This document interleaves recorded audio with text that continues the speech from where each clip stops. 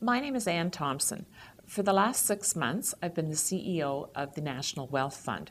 Previous to that, I was the Chief Financial Officer in one of the Big Four oil companies.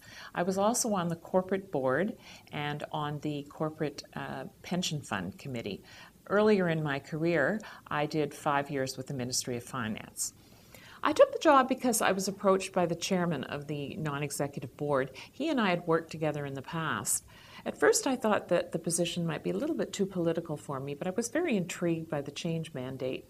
I also thought, because I could depend on him, I knew we had a good working relationship, that he would back me up when it came to the difficult decisions. The previous management was fired after the financial market crisis because they were only focused on managing alpha and not on reaching the overall 4% real return target. In fact, since the fund was started 12 years ago, they've only ever made 75% of target.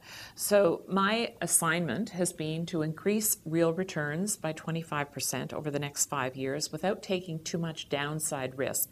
There's also a hard floor of 60% of the projected target. You know, when I joined the fund, I really expected the organization to be focused on long-term decisions based on the kind of discussions I was used to in my former role as CFO of an oil company. Instead, I discovered that almost all of our resources went into beating market benchmarks to generate alpha. Now, that's the kind of mentality I would expect to find in the investment arm of a bank that was managing retail mutual funds, certainly not in a sovereign wealth fund.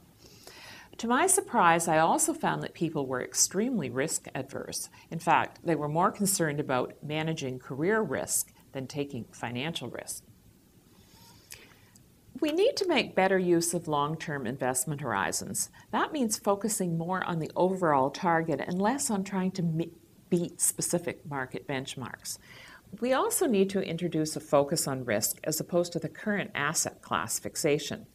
Finally, we really need to change the culture.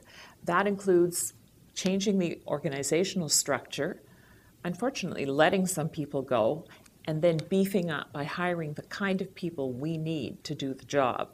I also want to introduce programs that will engage and energize our team. In the first 6 months, I've been working on a plan to transform the investment organization into a longer-term investor that focuses on reaching the target of 4% real return. As part of that program, I'm going to ask the non-executive board to approve changes to our business strategy. I'd like to work with a dynamic asset allocation model instead of a static asset mix. I have 2 alternate approaches to dynamic asset allocation, and I need your help to help me determine which one to bring to the board.